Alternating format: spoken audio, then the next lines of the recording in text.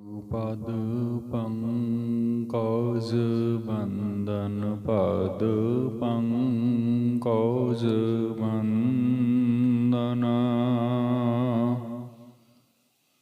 सिमरो अंगद दोख निकंदना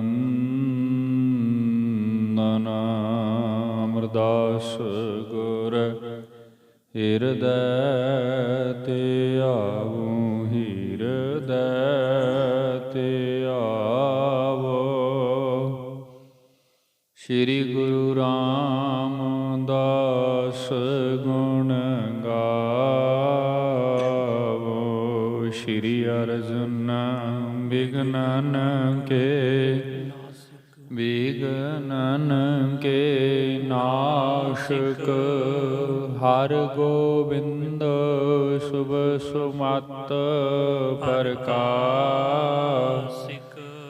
ਸ੍ਰੀ ਹਰਿ ਰਾਇ ਨਮੋ ਕਰ ਜੋਰੀ ਨਮੋ ਕਰ ਜੋਰੀ। ਗੁਰੂ ਹਰਿ ਕ੍ਰਿਸ਼ਨ ਮਨਾਇ ਬਹੋਰੀ। ਤੇਗ ਬਹਾਦਰ ਪਰਮ ਕਿਰਪਾਲਾ ਜੀ ਪਰਮ ਕਿਰਪਾਲਾ। ਸ੍ਰੀ ਗੁਰੂ ਗੋਬਿੰਦ ਸਿੰਘ ਵਿਸ਼ਾਲਾ। ਧਰੋਂ ਧਰਾ ਧਰ ਪੁਨ ਪੁਨ ਸੀਸ ਜੀ ਪੁਨ ਪੁਨ ਸੀਸ।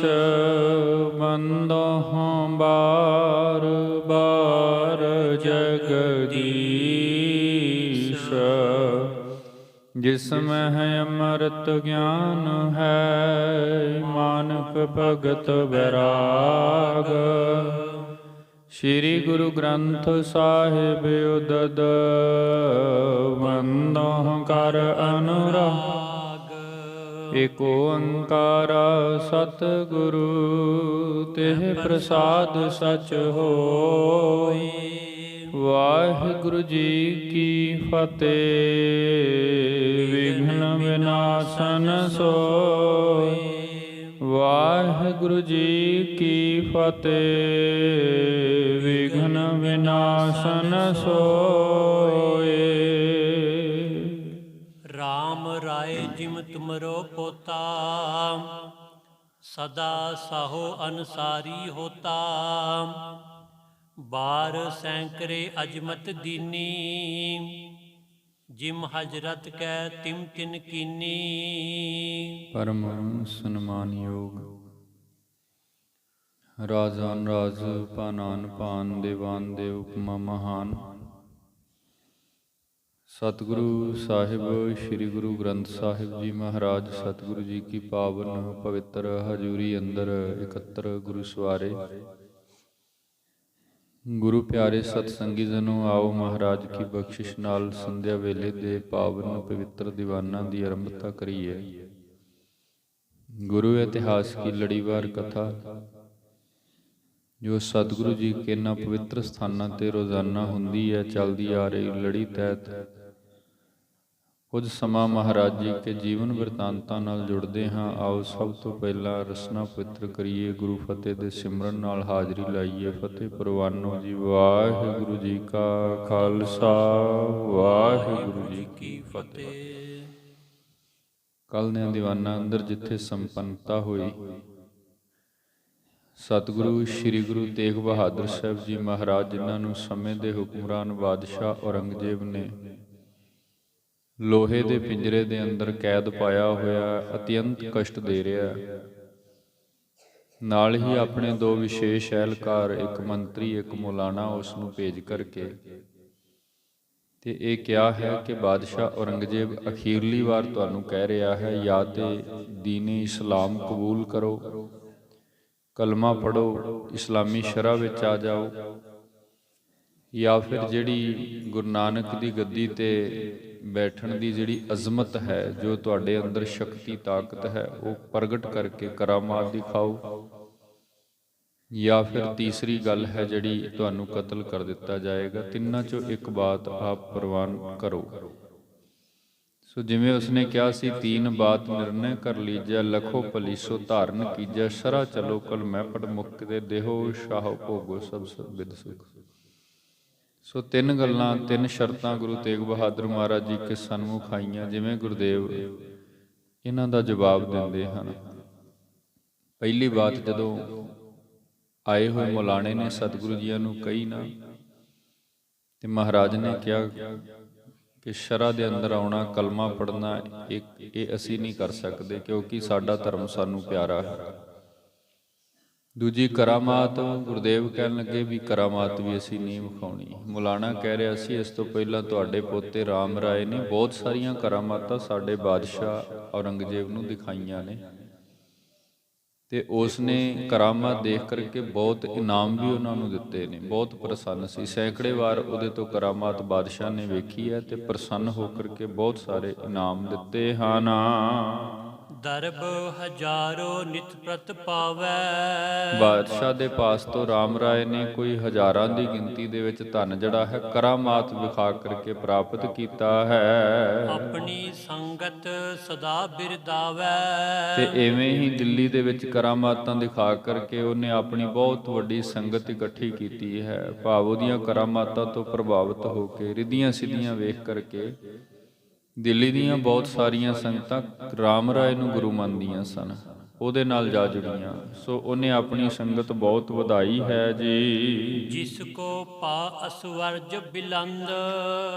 ਤੇ ਆ ਮੌਲਾਣਾ ਜੀ ਕਹਿਣ ਲੱਗੇ, ਤੁਸੀਂ ਵੇਖੋ ਪੋਤਰੇ ਤੇ ਤੁਹਾਡੇ ਹੀ ਨੇ ਰਾਮ ਰਾਏ ਜੀ, ਇੰਨਾ ਕੁ ਕੰਮ ਕਰਕੇ ਕਿੰਨਾ ਵੱਡਾ ਨਾਮ ਬਣਾਇਆ। ਅੱਜ ਦਿੱਲੀ ਵਿੱਚ ਉਹਨਾਂ ਦਾ ਬਹੁਤ ਅਦਬ ਹੈ, ਬੜਾ ਸਵਰਜ ਹੈ, ਬੜੀ ਵਡਿਆਈ ਹੁੰਦੀ ਹੈ ਜੀ। ਤੁਮ ਪੀ ਹੋ ਜੋ ਤਿਸੈ ਮਨੰਦ। ਤੇ ਉਸੇ ਤਰ੍ਹਾਂ ਹੀ ਬਾਦਸ਼ਾਹ ਅਨੁਸਾਰੀ ਤੁਸੀਂ ਹੋ ਜਾਵੋ ਗੁਰੂ ਤੇਗ ਬਹਾਦਰ ਸਾਹਿਬ ਮਹਾਰਾਜ।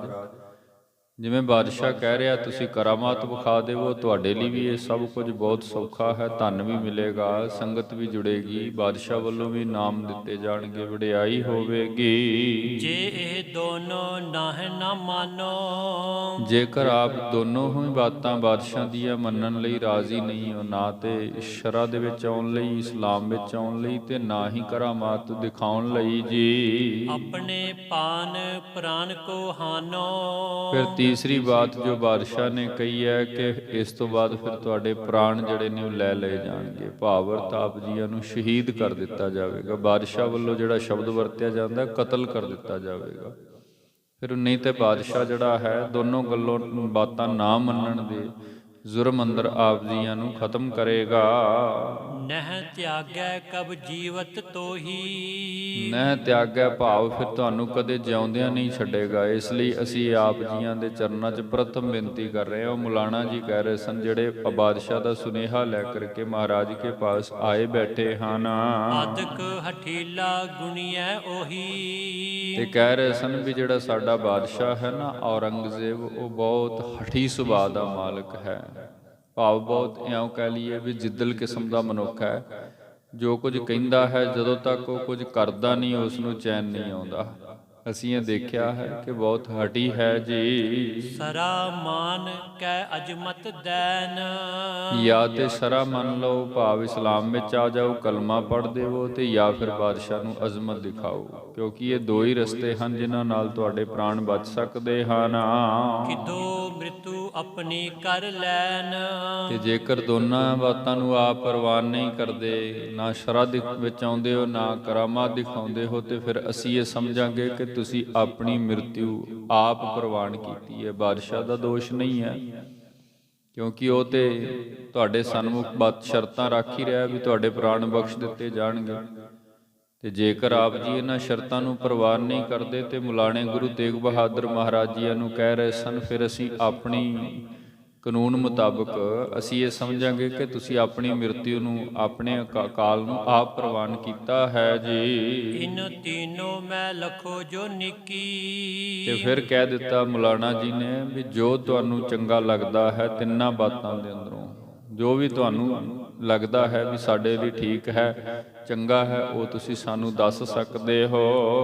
ਹਿਯ ਕੇ ਵਿੱਚ ਕਰੋ ਜੋ ਠੀਕੀ। ਜੋ ਤੁਹਾਨੂੰ ਤੁਹਾਡੇ ਹਿਰਦੇ ਵਿੱਚ ਤੁਹਾਡੇ ਆਪਣੇ ਮਤ ਅਨੁਸਾਰ ਜੋ ਬਾਤ ਤੁਹਾਨੂੰ ਠੀਕ ਲੱਗ ਰਹੀ ਹੈ, ਇਹਨਾਂ ਚੋਂ ਕਲਮਾ ਪਟਨੀਆਂ ਨੇ ਤਾਂ ਵੀ ਦੱਸੋ, ਉਹਦਾ ਵੀ ਇੰਤਜ਼ਾਮ ਹੋ ਜਾਏਗਾ। ਬਾਦਸ਼ਾਹ ਢਡੋਰਾ ਪਟਵਾ ਦੇਵੇਗਾ, ਸਮੁੱਚੇ ਦੇਸ਼ ਵਿੱਚ ਹੌਕਾ ਦੇ ਦਿੱਤਾ ਜਾਏਗਾ ਕਿ ਗੁਰੂ ਤੇਗ ਬਹਾਦਰ ਮਹਾਰਾਜ ਇਸਲਾਮ ਪ੍ਰਵਾਨ ਕਰ ਰਹੇ ਨੇ। ਕਰਾਮਾਤ ਦਿਖਾਉਣੀ ਹੈ, ਉਹਦਾ ਵੀ ਇੰਤਜ਼ਾਮ ਕਰ ਦਿੱਤਾ ਜਾਏਗਾ।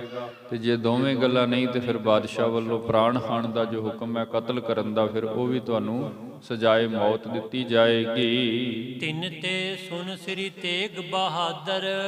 ਹੁਣ ਸਤਿਗੁਰੂ ਗੁਰੂ ਤੇਗ ਬਹਾਦਰ ਮਹਾਰਾਜ ਜੀਆਂ ਨੇ ਆਏ ਹੋਏ ਇਹਨਾਂ ਅਹਿਲਕਾਰਾਂ ਦੀ ਬਾਤ ਜਿਹੜੀ ਹੈ ਪਹਿਲਾਂ ਬੜੇ ਆਰਾਮ ਨਾਲ ਸੁਣੀ, ਕੋਈ ਜਵਾਬ ਨਹੀਂ ਸੀ ਦਿੱਤਾ। ਜੋ ਕੁਝ ਕਹਿ ਰਹੇ ਸਨ ਮਹਾਰਾਜ ਟਿਕਾਓ ਸਹਿਤ ਸਾਰੀ ਬਾਤ ਹੁਣ ਤੱਕ ਸੁਣ ਰਹੇ ਸਨ। ਧਰਮ ਬਿਹਾਹਨ ਬਿਖੈ ਬਹਾਦਰ। ਹੁਣ ਭਾਈ ਸੰਤੋਖ ਸਿੰਘ ਸਾਹਿਬ ਜੀ ਜ਼ਿਕਰ ਕਰਦੇ ਹਨ, ਧਰਮ ਨੂੰ ਕਮਾਉਣ ਵਾਲੇ, ਧਰਮ ਦੇ ਅੰਦਰ ਪੂਰੇ ਉਤਰਨ ਵਾਲੇ ਸ੍ਰੀ ਗੁਰੂ ਤੇਗ ਬਹਾਦਰ ਮਹਾਰਾਜ। ਸਤਿਗੁਰੂ ਆਪਣੇ ਮੁਖ ਤੋਂ ਅੱਗੋਂ ਇਹਨਾਂ ਦਾ ਜਵਾਬ ਫਿਰ ਇਉਂ ਦਿੰਦੇ ਹਨ। ਉੱਤਰ ਭਨਿਓ ਧਰਮ ਹਮ ਹਿੰਦੂ। ਮਹਾਰਾਜ ਸੱਚੇ ਪਾਤਸ਼ਾਹ ਜੀਆਂ ਨੇ ਆਪਣੇ ਪਵਿੱਤਰ ਮੁਖ ਤੋਂ ਇਹ ਉੱਤਰ ਦਿੱਤਾ ਹੈ। ਗੁਰਦੇਵ ਕਹਿਣ ਲੱਗੇ, ਭਾਈ ਪੁਰਖੋ, ਅਸੀਂ ਜਿਸ ਧਰਮ ਦੀ ਰਾਖੀ ਦੇ ਲਈ ਇੱਥੋਂ ਤੱਕ ਆਏ ਹਾਂ, ਉਹਦੇ ਉੱਪਰ ਅਸੀਂ ਪੂਰਾ ਪਹਿਰਾ ਦੇਣਾ ਹੈ। ਕਿਉਂਕਿ ਜੋ ਸਾਡਾ ਗੁਰੂ ਹੋਣ ਦੇ ਨਾਤੇ ਜੋ ਸਾਡਾ ਧਰਮ ਹੈ, ਜੇਕਰ ਅਸੀਂ ਕਿਸੇ ਦੀ ਬਾਂਹ ਫੜੀ ਹੈ ਤੇ ਐਸਾ ਨਹੀਂ ਵੀ ਇੱਥੇ ਆ ਕੇ ਬਾਦਸ਼ਾਹ ਦੇ ਭੈ ਤੋਂ ਅਸੀਂ ਹੁਣ ਉਹਨਾਂ ਦੀ ਬਾਂਹ ਛੱਡ ਦੇਵਾਂਗੇ ਤੇ ਆਪਣੇ ਪ੍ਰਾਣ ਬਚਾਉਣ ਲਈ ਦੌੜ ਉੱਠਾਂਗੇ। ਐਸਾ ਸਾਡਾ ਧਰਮ ਹੈ ਹੀ ਨਹੀਂ, ਕਿਉਂਕਿ ਸੂਰਮੇ ਦਾ ਧਰਮ ਹੀ ਹੈ ਜੋ ਸੂਰਾ ਤਿਸ ਹੀ ਹੋਏ ਮਰਨਾ। ਗੁਰਬਾਣੀ ਨੇ ਵੀ ਇਹ ਧਰਮ, ਸੂਰਮੇ ਦਾ ਧਰਮ ਸਾਨੂੰ ਦੱਸਿਆ ਹੈ। ਜੇਕਰ ਅਸੀਂ ਹਿੰਦੂ ਮਤ ਵਾਲਿਆਂ ਦੀ, ਸਨਾਤਨੀ ਮਤ ਵਾਲਿਆਂ ਦੀ ਬਾਂਹ ਫੜੀ ਹੈ ਤੇ ਐਸਾ ਨਹੀਂ ਵੀ ਹੁਣ ਤੁਹਾਡੇ ਬਾਦਸ਼ਾਹ ਦੇ ਭੈ ਤੋਂ ਅਸੀਂ ਉਹਨਾਂ ਦੀ ਬਾਂਹ ਛੱਡ ਦੇਵਾਂਗੇ ਤੇ ਆਪਣੇ ਪ੍ਰਾਣ ਬਚਾਉਣ ਤੁਰ ਪਵਾਂਗੇ, ਐਸਾ ਨਹੀਂ ਹੈ। ਹੁਣ ਤੇ ਅਸੀਂ ਆਪਣੇ ਮਤ ਅਨੁਸਾਰ ਜਿਨ੍ਹਾਂ ਦੀ ਬਾਂਹ ਫੜੀ ਹੈ ਉਹਨਾਂ ਲਈ ਹੀ ਸਭ ਕੁਝ ਕਰਾਂਗੇ ਜੀ। ਅਤ ਪ੍ਰੈ ਕੋ ਕਿਮ ਕਰੈ ਨਿਕਿੰਦੂ। ਕਿਉਂਕਿ ਇਸ ਸ੍ਰਿਸ਼ਟੀ ਦੇ ਅੰਦਰ ਹਰ ਮਨੁੱਖ ਨੂੰ ਆਪਣਾ ਧਰਮ ਪਿਆਰਾ ਹੈ, ਹਰ ਮਨੁੱਖ ਆਪਣੇ ਧਰਮ ਨਾਲ ਪਿਆਰ ਕਰਦਾ ਹੈ। ਤੇ ਜੇ ਕਿਸੇ ਅਸੀਂ ਕਹੀਏ ਵੀ ਜ਼ਬਰਦਸਤੀ ਕਿਸੇ ਦਾ ਧਰਮ ਤਬਦੀਲ ਕਰਵਾ ਦਿੱਤਾ ਜਾਵੇ, ਇਹ ਹੋ ਹੀ ਨਹੀਂ ਸਕਦਾ। ਜ਼ਬਰਦਸਤੀ ਮੌਤ ਦਾ ਭੈ ਦੇ ਕਰਕੇ, ਹਾਂ ਜੇਕਰ ਐਸਾ ਕੁਝ ਕੀਤਾ ਜਾਂਦਾ ਤੇ ਕਦੀ ਇਹ ਵੀ ਨਹੀਂ ਮੰਨਿਆ ਜਾ ਸਕਦਾ ਵੀ ਜਿਹੜਾ ਧਰਮ ਉਸ ਨੂੰ ਫਿਰ ਅੱਗੇ ਦਿੱਤਾ ਜਾਵੇਗਾ ਉਹ ਉਹਦੇ ਵਿੱਚ ਕਦੇ ਪੂਰਾ ਉਤਰੇਗਾ। ਸੋ ਇਸ ਲਈ ਗੁਰੂ ਤੇਗ ਬਹਾਦਰ ਮਹਾਰਾਜ ਇਉਂ ਜਵਾਬ ਦੇ ਰਹੇ ਹਨ। ਲੋਕ ਪਰਲੋਕ ਬਿਖੈ ਸੁਖਦਾਨੀ। ਕਿਉਂਕਿ ਇਹ ਜਿਹੜਾ ਧਰਮ ਹੈ, ਇਹਦੇ ਕੁਝ ਅਰਥ ਜਿਹੜੇ ਹਨ ਉਹ ਬਾਦਸ਼ਾਹ ਵੱਲੋਂ ਭੈ ਦੇ ਕਰਕੇ ਤਬਦੀਲ ਕਰਵਾ ਕੇ ਤੇ ਕਹਿਣਾ ਵੀ ਪਰਲੋਕ ਦੇ ਸੁੱਖ ਮਿਲਣਗੇ, ਇਹ ਨਹੀਂ ਨੇ। ਇਹ ਤੇ ਬਾਦਸ਼ਾਹ ਦਾ ਭੁਲੇਖਾ ਹੈ ਕਿ ਖਰੇ ਜ਼ਬਰਦਸਤੀ ਕਿਸੇ ਨੂੰ ਇਸਲਾਮ ਵਿੱਚ ਲਿਆ ਕਰਕੇ ਤੇ ਉਸ ਨੂੰ ਸਵਰਗ ਦੇ ਸੁੱਖ ਜਾਂ ਦਰਗਾਹ ਦਾ ਜਿਹੜਾ ਵਿਸ਼ਤਾ ਹੈ ਉਸ ਨੂੰ ਪ੍ਰਾਪਤ ਹੋ ਜਾਵੇਗਾ। ਐਸਾ ਨਹੀਂ। ਅਸਲ ਵਿੱਚ ਧਰਮ ਦੇ ਮਾਇਨੇ ਕੁਝ ਹੋਰ ਨੇ। ਧਰਮ ਕੁਝ ਹੋਰ ਸਿਖਾਉਂਦਾ ਹੈ ਤੇ ਉਸ ਬਾਤ ਦੀ ਸੋਝੀ, ਉਸ ਬਾਤ ਦਾ ਇਲਮ, ਉਸ ਬਾਤ ਦਾ ਗਿਆਨ ਤੁਹਾਡੇ ਬਾਦਸ਼ਾਹ ਪਾਸ ਨਹੀਂ ਹੈ ਜੀ। ਆਨ ਨਾ ਪਈਐ ਜਾਏ ਸਮਾਨੀ। ਆਨ ਨਾ ਪਈਏ ਭਾਵ ਹੋਰ ਬਾਤ ਕਰਕੇ ਤੇ ਕਹਿਣਾ ਵੀ ਧਰਮ ਰੱਖ ਰਹੇ ਆ, ਧਰਮੀ ਬਣਾ ਰਹੇ ਆ, ਧਰਮ ਦੇ ਅੰਦਰ ਤਬਦੀਲ ਕਰ ਰਹੇ ਆ, ਐਸਾ ਨਹੀਂ ਹੈ। ਅਸਲ ਵਿੱਚ ਤੁਹਾਡੇ ਬਾਦਸ਼ਾਹ ਨੂੰ ਖੁਦ ਨੂੰ ਧਰਮ ਸਮਝਣ ਦੀ ਲੋੜ ਹੈ ਜੀ। ਮਤ ਮਲੀਨ ਮੂਰਖ ਮਤ ਜੋਏ। ਇਹ ਜਿਹੜਾ ਬਾਦਸ਼ਾਹ ਜੋ ਕੁਝ ਕਰ ਰਿਹਾ ਹੈ ਨਾ, ਇੱਥੋਂ ਇਹ ਸਿੱਧ ਹੋ ਰਿਹਾ ਹੈ ਕਿ ਇਹ ਜਿਹੜਾ ਬਾਦਸ਼ਾਹ ਔਰੰਗਜ਼ੇਬ ਹੈ ਇਹ ਮਾੜੀ ਮੱਤ ਦਾ ਮਾਲਕ ਹੈ, ਮਲੀਨ ਮੱਤ ਦਾ ਮਾਲਕ ਹੈ। ਇਸ ਨੂੰ ਸਹੀ ਮਾਇਨਿਆਂ ਦੇ ਅੰਦਰ, ਸਹੀ ਅਰਥਾਂ ਵਿੱਚ ਖੁਦ ਨੂੰ ਹੀ ਧਰਮ ਦੀ ਸੋਝੀ ਨਹੀਂ ਹੈ ਜੀ। ਜਿਸ ਕੋ ਤਿਆਗੈ ਪਾਮਰ ਸੋਏ। ਇਹਦਾ ਧਰਮ ਤਿਆਗਣ ਦੀ ਬਾਤ ਕਰ ਰਿਹਾ ਹੈ। ਧਰਮ ਨੂੰ ਤਿਆਗਣਾ ਜਾਂ ਧਰਮ ਨੂੰ ਗ੍ਰਹਿਣ ਕਰਨਾ, ਇਹ ਇੱਕ ਗਿਆਨੀ ਦਾ ਵਿਸ਼ਾ ਹੈ। ਕੋਈ ਰਾਜਨੀਤਿਕ ਮਨੁੱਖ ਤਖਤ ਦੇ ਉੱਪਰ ਬਹਿ ਕੇ ਹੁਕਮ ਕਰਨ ਵਾਲਾ ਇਹਦੇ ਪਰਥਾਏ ਕੀ ਸਮਝੇਗਾ? ਕਿੱਦਾਂ ਧਰਮ ਸਲਾਮਤ ਰਹਿੰਦਾ ਹੈ, ਕਿੱਦਾਂ ਮਨੁੱਖ ਧਰਮੀ ਬਣਦਾ ਹੈ।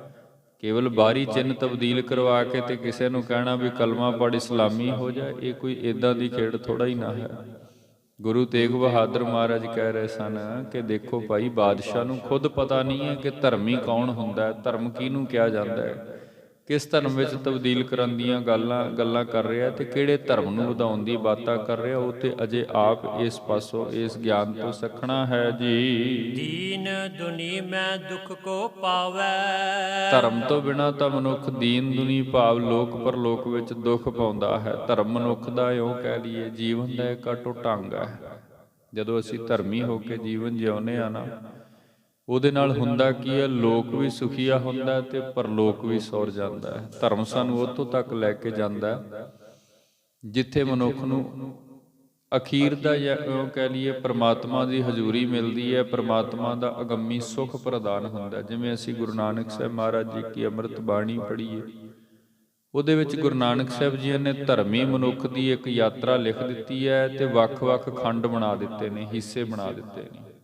ਧਰਮੀ ਤੁਰਦਾ ਹੈ, ਆਪਣੇ ਜੀਵਨ ਨੂੰ ਇੱਕ ਵਿਸ਼ੇਸ਼ ਮਰਿਆਦਾ ਦੇ ਨਾਲ ਆਪਣਾ ਇਹ ਸਫ਼ਰ ਸ਼ੁਰੂ ਕਰਦਾ ਤੇ ਜਿਵੇਂ ਜਿਵੇਂ ਧਰਮੀ ਆਪਣੇ ਜੀਵਨ ਦੀ ਇੱਕ ਸਾਧਨਾ ਕਰਦਾ ਜਾਂਦਾ ਹੈ, ਅਖੀਰ ਉਹ ਸੱਚਖੰਡ ਵਿੱਚ ਪ੍ਰਵੇਸ਼ ਕਰ ਜਾਂਦਾ ਜਿੱਥੇ ਨਿਰੰਕਾਰ ਦਾ ਵਾਸਾ ਹੈ। ਲੇਕਿਨ ਸਭ ਤੋਂ ਪਹਿਲਾਂ ਧਰਮੀ ਦੇ ਜੀਵਨ ਦੀ ਇੱਕ ਬਹਿਰੂਨੀ ਮਰਿਆਦਾ ਹੈ।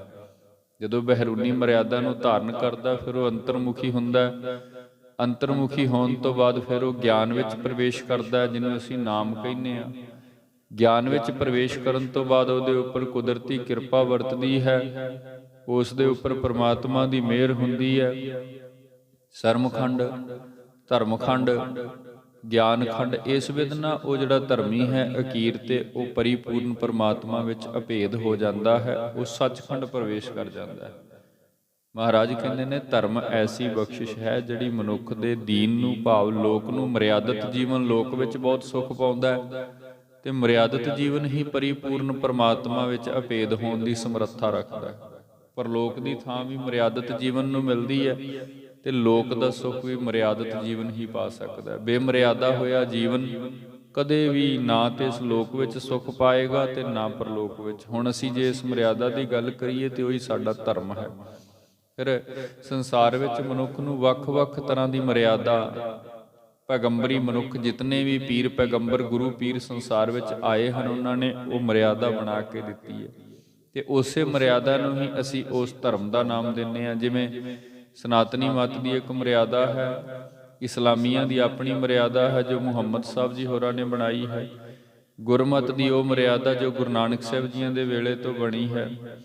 ਸੋ ਉਹ ਜਿਹੜੀ ਮਰਿਆਦਾ ਜਿਸ ਮਨੁੱਖ ਨੇ ਉਸ ਨੂੰ ਅਪਣਾਇਆ ਤੇ ਆਪਣਾ ਇਹ ਜੀਵਨ ਦਾ ਸਫ਼ਰ ਸ਼ੁਰੂ ਕਰ ਦਿੱਤਾ ਤੇ ਅਖੀਰ ਉਸ ਦੇ ਗੁਰੂ ਵੱਲੋਂ ਦਿੱਤੀ ਹੋਈ ਮਰਿਆਦਾ, ਦਿੱਤਾ ਹੋਇਆ ਗਿਆਨ, ਦਿੱਤੀ ਹੋਈ ਹਦਾਇਤ ਉਸ ਨੂੰ ਪਰਮਾਤਮਾ ਵਿੱਚ ਅਭੇਦ ਕਰ ਦੇਵੇ, ਇਹ ਧਰਮ ਦੀ ਅਸਲ ਯਾਤਰਾ ਹੈ।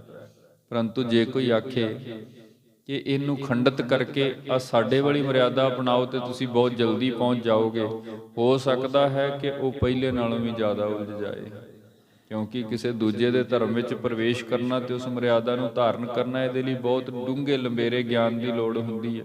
ਤੇ ਜੇ ਅਸੀਂ ਕਹੀਏ ਭੈ ਦੇ ਕਰਕੇ ਕਿਸੇ ਨੂੰ ਉਸ ਤਰੀਕੇ ਨਾਲ ਉਸ ਧਰਮ ਵਿੱਚ ਲਿਆਂਦਾ ਜਾਏ ਤੇ ਫਿਰ ਕਵੇ ਵੀ ਉਹ ਹੁਣ ਦੋਜਕ ਦੇ ਅੱਗੇ ਨਰਕ ਤੋਂ ਬਚੇਗਾ, ਸੁੱਖ ਪਾਏਗਾ, ਇਹ ਉਹਦੇ ਲਈ ਅਤ ਕਠਿਨ ਬਾਤ ਹੈ।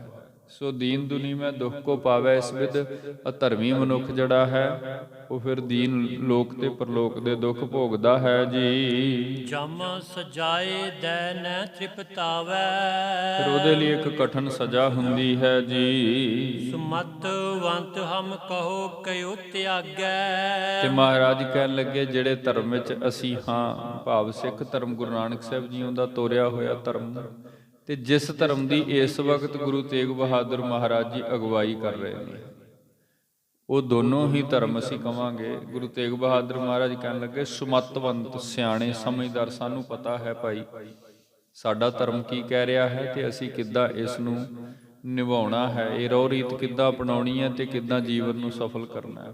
ਜਾਂ ਜਿਸ ਧਰਮ ਦੀ ਅਗਵਾਈ ਵਿੱਚ ਗੁਰੂ ਤੇਗ ਬਹਾਦਰ ਮਹਾਰਾਜ ਇੱਥੇ ਦਿੱਲੀ ਆ ਕਰਕੇ ਬੈਠੇ ਹਨ, ਉਸ ਧਰਮ ਦੀ ਜੋ ਮਰਿਆਦਾ ਹੈ, ਸਿਆਣੇ ਸਨਾਤਨੀ ਦਿਸਬਰ ਮਨੁੱਖ, ਬ੍ਰਾਹਮਣ ਮਨੁੱਖ, ਪੰਡਤ ਮਨੁੱਖ ਬੜੀ ਚੰਗੀ ਤਰ੍ਹਾਂ ਜਾਣਦੇ ਹਨ ਵੀ ਹਿੰਦੂ ਧਰਮ ਦੀ ਕੀ ਮਰਿਆਦਾ ਹੈ ਤੇ ਕਿਵੇਂ ਨਿਭਾਈ ਜਾਂਦੀ ਹੈ, ਤੇ ਆਪਣੇ ਧਰਮ ਅਨੁਸਾਰ ਉਹ ਨਿਭਾਉਂਦੇ ਵੀ ਹਨ। ਤੇ ਅਸੀਂ ਇਹ ਵੀ ਨਹੀਂ ਕਹਿੰਦੇ ਵੀ ਉਹ ਕੋਈ ਵਿਖਾਵੇ ਦੀ ਹੈ, ਉਹਦੇ ਵਿੱਚ ਉਹ ਪੂਰੇ ਵੀ ਹੁੰਦੇ ਨੇ, ਉਹਦੇ ਅੰਦਰ ਉਹ ਪਰਿਪੂਰਨ ਪਰਮਾਤਮਾ ਨੂੰ ਪ੍ਰਾਪਤ ਵੀ ਹੁੰਦੇ ਨੇ। ਜਿਹੜੇ ਅਸਲ ਹਿੰਦੂ ਕਹਿ ਲਈਏ, ਸਨਾਤਨੀ ਨੇ, ਜਿਨ੍ਹਾਂ ਨੂੰ ਆਪਣੇ ਧਰਮ ਦੀ ਮਰਿਆਦਾ ਦਾ ਪਤਾ। ਇਸ ਲਈ ਭਈ ਸਿਆਣੇ ਮਨੁੱਖ ਆਪਣੇ ਧਰਮ ਦੀ ਮਰਿਆਦਾ ਨੂੰ ਬਹੁਤ ਚੰਗੀ ਤਰ੍ਹਾਂ ਜਾਣਦੇ ਸਮਝਦੇ ਹਨ ਤੇ ਇਸੇ ਤਰ੍ਹਾਂ ਇਸੇ ਮਰਿਆਦਾ ਅਨੁਸਾਰ ਹੀ ਆਪਣੇ ਜੀਵਨ ਵਿੱਚ ਸਫਲ ਹੁੰਦੇ ਹਨ।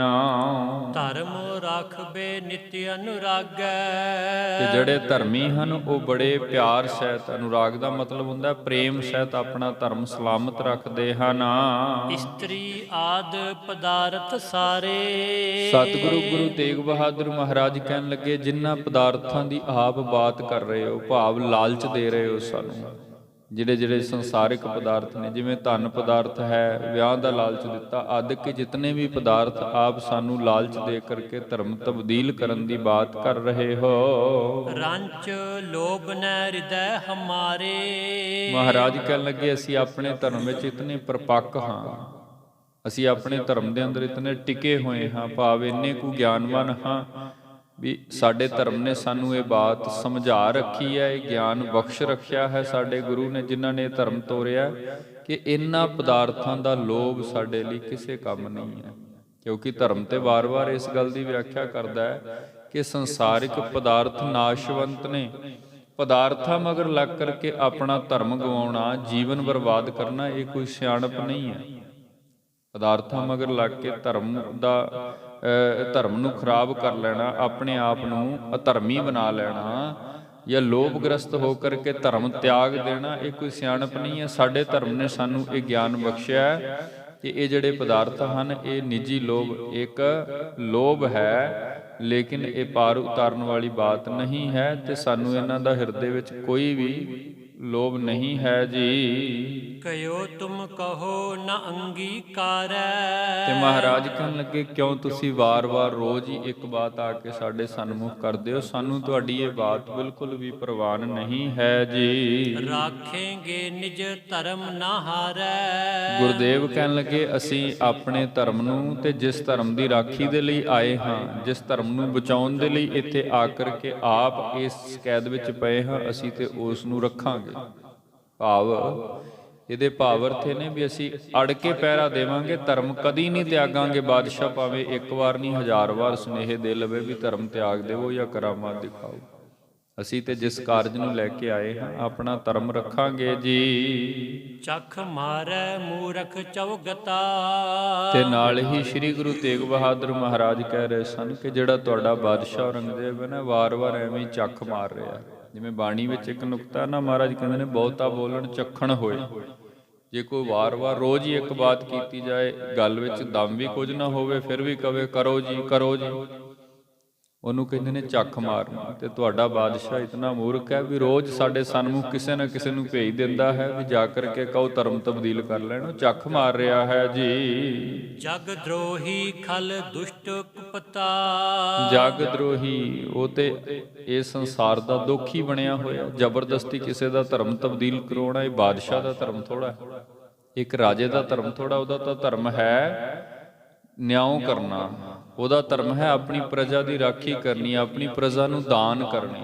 ਗੁਰਬਾਣੀ ਵਿੱਚ ਵੀ ਲਿਖਿਆ ਗਿਆ, ਰਾਜੇ ਚੁਲੀ ਨਿਆਉ ਕੀ। ਸੋ ਉਹ ਜਿਸ ਤਖਤ ਤੇ ਬੈਠਾ ਹੈ ਉੱਥੋਂ ਦਾ ਧਰਮ ਹੀ ਪਛਾਣ ਲਵੇ ਵੀ ਉਸ ਤਖਤ ਦਾ ਧਰਮ ਕੀ ਹੈ, ਉਸ ਤਖਤ ਦਾ ਅਸੂਲ ਕੀ ਨੇ। ਅਸਲ ਵਿੱਚ ਅਸੀਂ ਕਹਿ ਸਕਦੇ ਹਾਂ ਵੀ ਉਹਨੂੰ ਉਹ ਵੀ ਪਤਾ ਨਹੀਂ ਹੈ। ਉਹ ਤੇ ਜਗਤ ਦਾ ਦਰੋਹੀ ਦੋਖੀ ਬਣ ਗਿਆ, ਆਪਣੀ ਹੀ ਪ੍ਰਜਾ ਨੂੰ ਮਾਰਨ ਤੇ ਤੁਲਿਆ, ਕਹਿੰਦਾ ਮੇਰੇ ਅਨੁਸਾਰ ਹੀ ਹੋਵੋ, ਧਰਮ ਤਬਦੀਲ ਕਰੋ। ਗੁਰਦੇਵ ਕਹਿਣ ਲੱਗੇ, ਦਰੋਹੀ ਖਲ ਦੁਸ਼ਟ ਕੁਪੱਤਾ। ਖਲ ਕਹਿੰਦੇ ਨੇ ਮੂਰਖ ਨੂੰ, ਦੁਸ਼ਟ ਇਹਦੇ ਅਰਥ ਆਪਾਂ ਨੂੰ ਪਤਾ ਹੀ ਨਹੀਂ, ਜਿਹਦੇ ਕੋਲ ਸੋਚ ਸਮਝ ਜੀ ਹੁਣ ਕੋਈ ਤਾਕਤ ਨਹੀਂ ਹੈ। ਕੁਪੱਤਾ ਜਿਹੜਾ ਗਲਤ ਰਸਤੇ ਨੂੰ ਅਪਣਾ ਰਿਹਾ ਹੈ ਜੀ। ਇਸਕੇ ਬੜੇ ਸੇਵ ਕਰ ਪਾਈ। ਤੇ ਮਹਾਰਾਜ ਕਹਿਣ ਲੱਗੇ, ਇਹਦੇ ਜਿਹੜੇ ਵਡੇਰੇ ਸਨ, ਜਿਵੇਂ ਔਰੰਗਜ਼ੇਬ ਦੇ ਵਡੇਰੇ ਸ਼ਾਹਜਹਾਂ, ਅਕਬਰ, ਜਹਾਂਗੀਰ ਵਰਗੇ, ਜਾਂ ਮੁੱਢ ਤੋਂ ਬਾਬਰ ਵਰਗੇ, ਜਿਹੜੇ ਉਹਨਾਂ ਨੇ ਇਹ ਗੱਦੀਆਂ, ਇਹ ਰਾਜ ਐਵੇਂ ਨਹੀਂ ਪ੍ਰਾਪਤ ਕੀਤੇ, ਨਿਸ਼ਚੇ ਹੀ ਉਹਨਾਂ ਨੇ ਪੂਰਨ ਪੁਰਖਾਂ ਕੋਲੋਂ ਕੁਝ ਨਾ ਕੁਝ ਮੰਗਿਆ। ਰਾਜ ਇਦਾਂ ਨਹੀਂ ਮਿਲਿਆ ਕਰਦੇ। ਸਿਧਾਂਤ ਵਿੱਚ ਕਈ ਵਾਰ ਆਪਾਂ ਜ਼ਿਕਰ ਵੀ ਕਰਦੇ ਹਾਂ, ਤਪੋ ਰਾਜ ਰਾਜੋ ਨਰਕ। ਇੰਨੇ ਵੱਡੇ ਤਖਤਾਂ ਦੇ ਮਾਲਕ ਬੰਨਾ ਨਿਸ਼ਚੇ ਹੀ, ਮਗਰ ਕੋਈ ਕੁਦਰਤੀ ਤਾਕਤਾਂ ਮਹਾਂਪੁਰਖਾਂ ਦੀਆਂ, ਗੁਰੂਆਂ ਪੀਰਾਂ ਦੀਆਂ ਅਸੀਸਾਂ ਕੰਮ ਕਰਦੀਆਂ ਨੇ। ਵਰ ਮਿਲੇ ਹੁੰਦੇ ਨੇ ਜਿਹੜੇ ਰਾਜਾਂ ਤੇ ਕੁਦਰਤੀ ਤੌਰ ਤੇ ਗੁਰੂ ਨਾਨਕ ਸਾਹਿਬ ਮਹਾਰਾਜ ਨੇ ਬਾਬਰ ਨੂੰ ਇਹ ਵਰ ਦਿੱਤਾ ਸੀ ਵੀ ਜੇਕਰ ਤਖਤ ਤੇ ਬੈਠਾ ਰਵੇਂਗਾ ਨਿਆਂ ਕਰੇਗਾ ਤੇ ਇਹ ਰਾਜ ਚੱਲੇਗਾ, ਜਦੋਂ ਅਨਿਆਏ ਵਰਤੇਗਾ ਉਦੋਂ ਇਹ ਰਾਜ ਅਸੀਂ ਵਾਪਸ ਖੋ ਲੈਣਾ ਹੈ। ਸੋ ਇਹ ਵੱਡਿਆਂ ਦੀ ਸੇਵਾ ਤੇ ਉਹਦਾ ਫਲ ਤੁਸੀਂ ਭੋਗ ਰਹੇ ਹੋ, ਪਰੰਤੂ ਹੁਣ ਜਲਦੀ ਹੀ ਇਹ ਸਭ ਕੁਝ ਨਾਸ ਹੋ ਜਾਣਾ ਹੈ। ਅਬੈ ਬਿਨਾਸੈ ਸਕਲ ਕਮਾਈ। ਹੁਣ ਜੋ ਕੁਝ ਇਹ ਦੁਸ਼ਟ ਬਾਦਸ਼ਾਹ ਕਰ ਰਿਹਾ ਹੈ, ਔਰੰਗਜ਼ੇਬ ਕਰ ਰਿਹਾ ਹੈ, ਇਹਦਾ ਮਤਲਬ ਵੀ ਪਹਿਲੀ ਵੱਡੇ ਪੁਰਖਾਂ ਦੀ ਕੀਤੀ ਹੋਈ ਕਮਾਈ, ਇਹ ਸਭ ਕੁਝ ਹੁਣ ਖਤਮ ਹੋ ਜਾਏਗਾ ਜੀ। ਕਰਾਮਾਤ ਕੈ ਕਹਿਰ ਕਰਨ ਕੋ। ਵਾਰ-ਵਾਰ ਸਾਡੇ ਸਨਮੁਖ ਇਹ ਸ਼ਰਤ ਰੱਖ ਰਿਹਾ ਕਿ ਕਰਾਮਾਤ ਦਿਖਾਓ। ਤੇ ਗੁਰੂ ਤੇਗ ਬਹਾਦਰ ਮਹਾਰਾਜ ਕਹਿੰਦੇ ਨੇ, ਸਾਡੇ ਮਤ ਅਨੁਸਾਰ, ਗੁਰੂ ਨਾਨਕ ਸਾਹਿਬ ਜੀ ਕੀ ਸਿੱਖਿਆ ਅਨੁਸਾਰ ਕਰਾਮਾਤ ਕਹਿਰ ਦਾ ਨਾਮ ਹੈ। ਤੇ ਜਿਹੜਾ ਬਾਦਸ਼ਾਹੀ ਕਹਿਰ ਮੰਗ ਰਿਹਾ ਤੇ ਅਖੀਰ ਤੇ ਹੋਣਾ ਕੀ ਹੈ? ਵੇਖੋ, ਗੁਰੂ ਦਾ ਤਾਂ ਦਰ ਐਸਾ ਗੁਰਮੁਖੋ, ਜਿੱਦਾਂ ਦੀ ਕੋਈ ਭਾਵਨਾ ਲੈ ਕੇ ਆਵੇ ਨਾ, ਮਹਾਰਾਜ ਉਹਦੀ ਝੋਲੀ ਵਿੱਚ ਦਾਤ ਪਾ ਦਿੰਦੇ ਨੇ, ਜਿੱਦਾਂ ਦਾ ਕੁਝ ਮੰਗੀਏ। ਹੁਣ ਜੇ ਸਿਧਾਂਤ ਮੁਤਾਬਕ ਵੇਖੀਏ ਨਾ, ਭਾਵੇਂ ਕਿ ਉਸ ਨੂੰ ਪਤਾ ਨਹੀਂ ਹੈ ਵੀ ਗੁਰੂ ਤੇਗ ਬਹਾਦਰ ਮਹਾਰਾਜ ਕਿੰਨੀ ਅਜ਼ਮਤ ਦੇ ਮਾਲਕ ਨੇ, ਉਹ ਮੂਰਖ ਬਾਦਸ਼ਾਹ ਹੈ, ਉਹ ਸਮਝ ਵਾਲਾ ਮਨੁੱਖ ਨਹੀਂ ਹੈ, ਫਿਰ ਵੀ ਮੰਗ ਕੀ ਰਿਹਾ? ਵਾਰ-ਵਾਰ ਕਹਿ ਰਿਹਾ ਕਰਾਮਾਤ ਦਿਖਾਓ।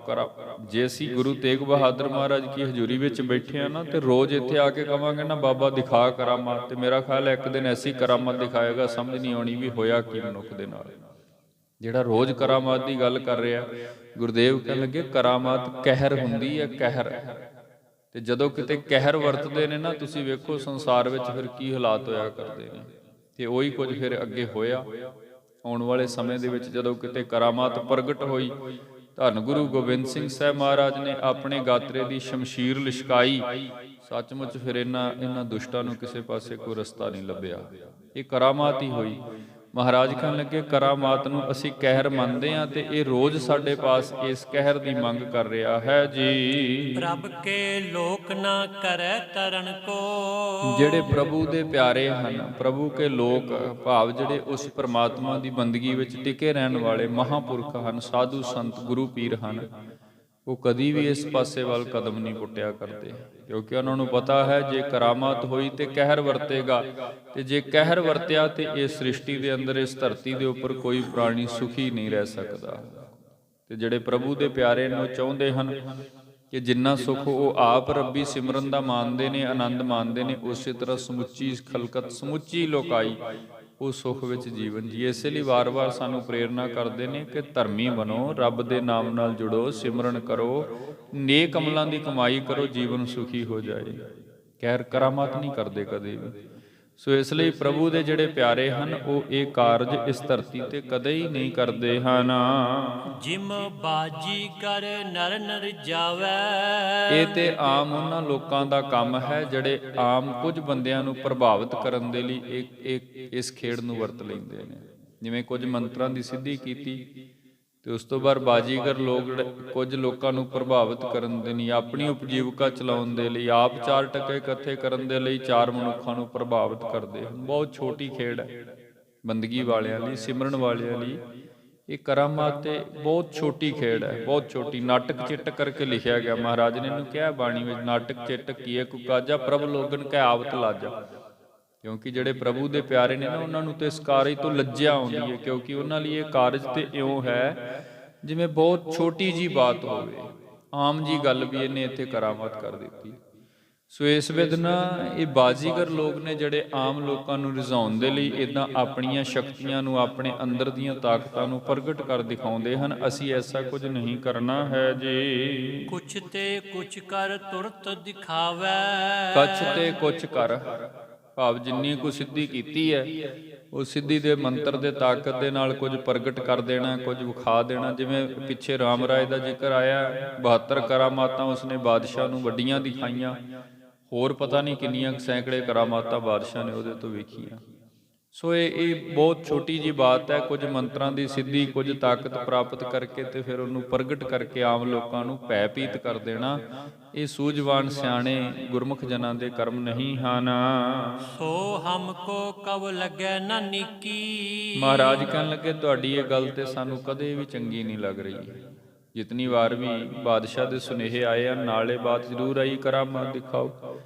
ਮਹਾਰਾਜ ਕਹਿਣ ਲੱਗੇ, ਹੁਣ ਤੇ ਕੀ, ਪਹਿਲਾਂ ਵੀ ਜਿਤਨੀ ਵਾਰ ਬਾਦਸ਼ਾਹ ਨੇ ਇਹ ਬਾਤ ਕਹੀ ਹੈ ਨਾ, ਸਾਨੂੰ ਇਹ ਬਾਤ ਬਿਲਕੁਲ ਵੀ ਨਹੀਂ ਭਾਈ, ਤੇ ਜਿਹੜੀ ਬਾਤ ਗੁਰੂ ਨੂੰ ਨਹੀਂ ਪਾਈ ਉਹ ਗੁਰਦੇਵ ਕਦੀ ਨਹੀਂ ਕਰਨਗੇ।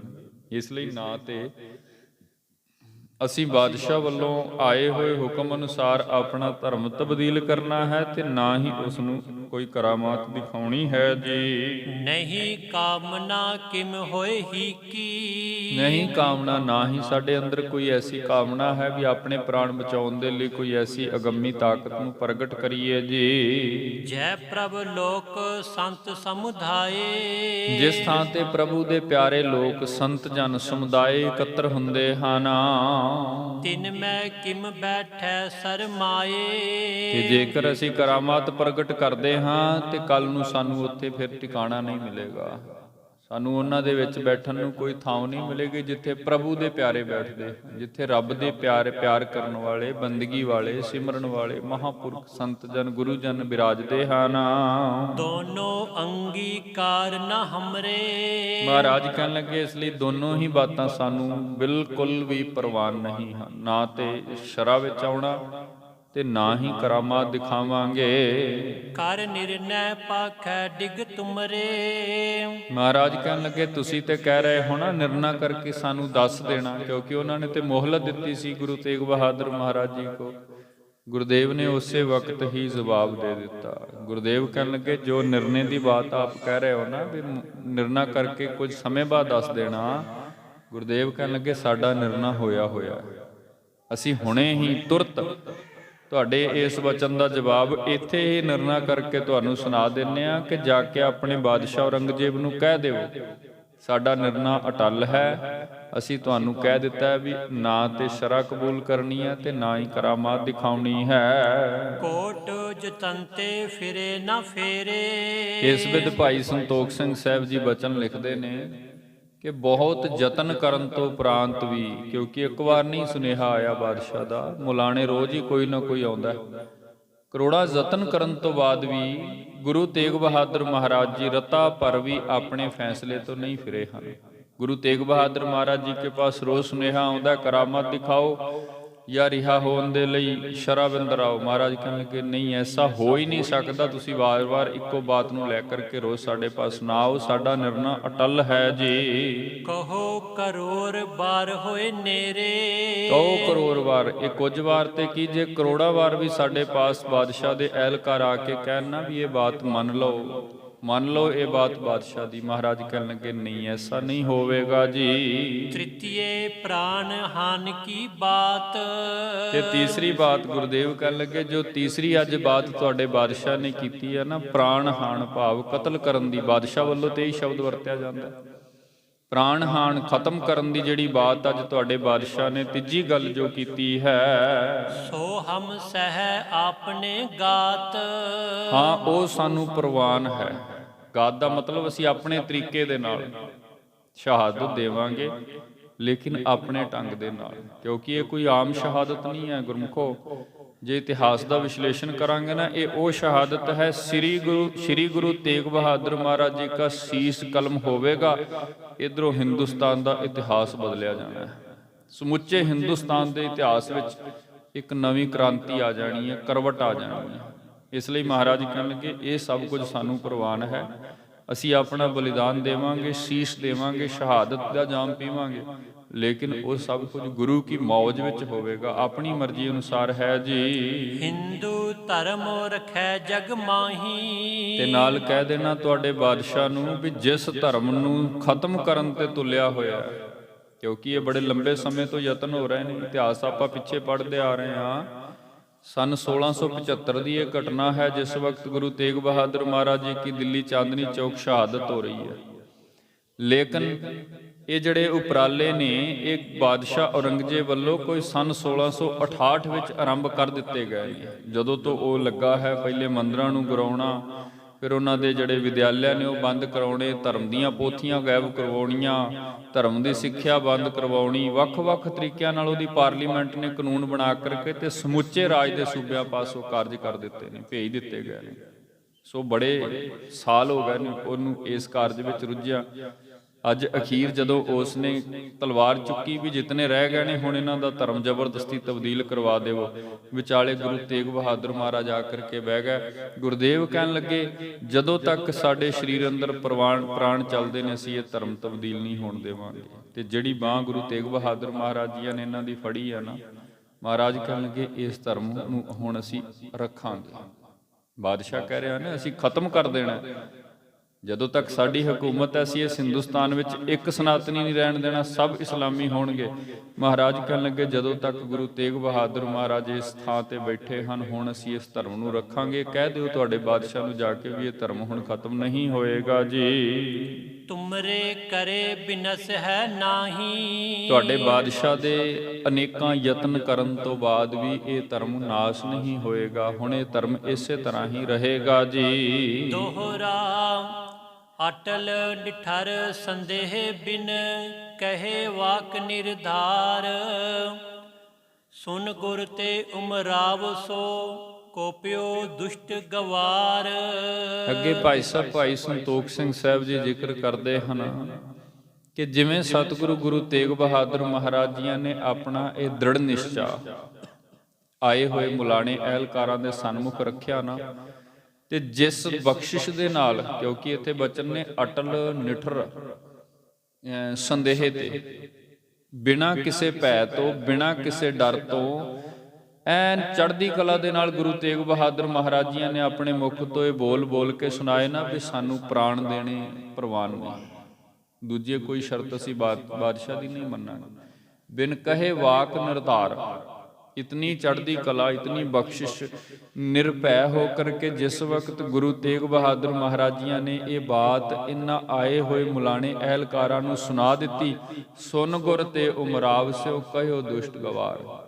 ਫਿਰ ਇਹ ਜਿਹੜੇ ਇਹ ਆਏ ਹੋਏ ਅਹਿਲਕਾਰ ਨੇ, ਮੌਲਵੀ ਜਾਂ ਉਹਦੇ ਹੋਰ ਮੰਤਰੀ, ਉਹਨਾਂ ਨੇ ਮਹਾਰਾਜ ਜੀ ਕੇ ਇਹ ਬਚਨ ਸੁਣੇ ਤੇ ਫਿਰ ਵਾਪਸ ਜਿਵੇਂ ਜਾ ਕਰਕੇ ਆਪਣੇ ਬਾਦਸ਼ਾਹ ਨੂੰ ਸਾਰੀ ਮਿੱਥਿਆ ਸੁਣਾਉਂਦੇ ਹਨ।